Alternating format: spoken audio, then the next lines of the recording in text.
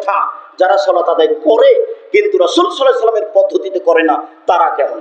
এদের ব্যাপারে আল্লাহ তাআলার হুঁশিয়ারি, সাবধান বাণী, ফাওয়াইলুল লিল মুসাল্লিন আল্লাযীনা হুম আন সালাতিহিম সাহুন। ধ্বংস সুনিশ্চিত তাদের জন্য, ওয়াইল নামক জাহান্নামে যাবে তারা যারা অমনোযোগ সহকারে সালাত আদায় করে। যারা ঠিক ঠিক সালাত আদায় করে না তাদের জন্য ওয়াইল নামক জাহান্নাম সুনিশ্চিত, তারা এই জাহান্নামে যাবে সালাত আদায় করার পরেও। রাসূল সাল্লাল্লাহু আলাইহি সাল্লাম বললেন, সবচেয়ে খারাপ চোর, নিকৃষ্ট চোর যে তার সালাত চুরি করে। সাহাবীগণ বললেন, কাইফা ইয়াসরাকু মিন সালাতিহি, আল্লাহর নবী, মানুষ তার সালাত কিভাবে চুরি করতে পারে? সালাত কি চুরি করার জিনিস?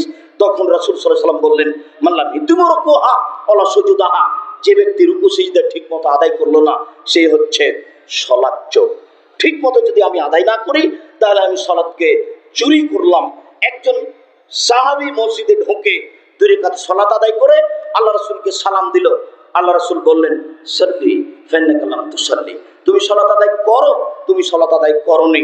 লোকটি আবার 2 রাকাত সালাত আদায় করে আল্লাহ রাসূলকে সালাম দিল। রাসূল সাল্লাল্লাহু আলাইহি সাল্লাম বললেন, তুমি সালাত আদায় করো, তুমি সালাত আদায় করোনি। লোকটি আবার 2 রাকাত সালাত আদায় করে আল্লাহ রাসূলকে সালাম দিল। রাসূল সাল্লাল্লাহু আলাইহি সাল্লাম বললেন, তুমি সালাত আদায় করো, তুমি সালাত আদায় করোনি। তখন লোকটি বলছে, আল্লিমনি কাইফা উসাল্লি, কিভাবে সালাত আদায় করতে হবে সেটা আপনি আমাকে দেখিয়ে দেন, আমি তো এর চেয়ে ভালো করে সালাত আদায় করা জানি না। তখন রাসূল সাল্লাল্লাহু আলাইহি ওয়াসাল্লাম তাকে বলে দিলেন রুকু সিজদার কথাটি। সম্মানিত দিনী ভাই বোন, আপনাকে এই অংশে যেটা বলতে চেয়েছি সেটা হলো এই, রাসূল সাল্লাল্লাহু আলাইহি ওয়াসাল্লাম তাকে বললেন না যে তোমার সালাত হয়েছে তবে খুব একটা ভালো হয়নি। তিনি সরাসরি নাকচ করে দিলেন যে তোমার সালাত হয়নি। অথচ সাহাবী নগদ তিনবার সালাত আদায় করলেন। আরো কথা, আবু সাঈদ খুদরি, আলী, শোনো, পূর্ব দিক থেকে কতগুলি লোক বের হবে, তারা কোরআন মাজিদ পড়বে কিন্তু কোরআন মাজিদের সারমর্ম তাদের কণ্ঠনালীর নিচে যাবে না। তারা এত বেশি সালাত আদায় করবে তোমাদের সালাত তাদের কাছে কিছুই না। শোনো, তারা এত বেশি সিয়াম পালন করবে তোমাদের সিয়াম তাদের কাছে কিছুই না। তারা এত তাসবিহ তাহলিল জিকির আজকার করবে যে তোমাদের জিকির আজকার তাদের কাছে কিছুই না।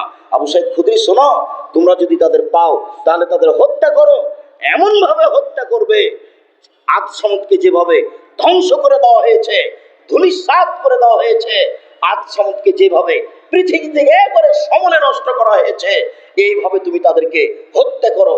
যারা হত্যা করতে পারবে বিচারের মাঠে তারাই সবচেয়ে বেশি নেকি পাবে, বেশি নেকি পাবে। সম্মানিত দিনী ভাই বোন, এক খেলে একটু খেয়াল করেন, আমি আপনাকে বলতে পারছি না এই নামাজি সে নামাজি, তবে রাসূল সাল্লাল্লাহু আলাইহি ওয়াসাল্লাম বলেছেন এক শ্রেণীর নামাজিকে হত্যা করতে হবে। হাদিস বুখারী মুসলিম। এক শ্রেণীর সালাত আদায়কারীকে রাসূল সাল্লাল্লাহু আলাইহি ওয়াসাল্লাম হত্যা করতে বললেন, এই কথা ঠিক। যদিও আপনাকে আমি বলতে পারছি না এই দল সেই দল, যদিও আব্দুর রব খুলনা সেই কালে বলে গেছেন এই দল টঙ্গীর দল।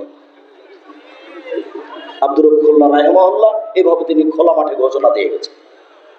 কিন্তু আমরা আপনাকে ওইভাবে না বললেও আপনাকে বলতে চাচ্ছি এটা জরুরিভাবে, বিশ্বস্তভাবে, সহিহ হাদিস দিয়ে, যে এক শ্রেণীর মানুষকে সালাত আদায়কারীকে রাসূল সাল্লাল্লাহু আলাইহি ওয়াসাল্লাম কি বলেছেন? হত্যা করতে বলেছেন। কিভাবে সালাত আদায় করবেন? এক খেলে আমার দিকে চেয়ে থাকুন, আমি বাস্তব সালাত আদায়ের পদ্ধতি দেখাতে যাচ্ছি।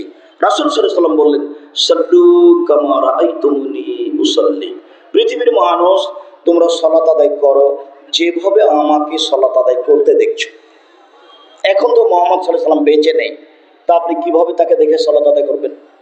তিনি দুনিয়া থেকে চলে গেছেন, বলে গেছেন যে আমি কোরআন মাজিদ রেখে গেলাম, আমার হাদিস রেখে গেলাম, এই দুটো যতদিন শক্তভাবে ধরে থাকবে ততদিন ভুল পথে যাবে না।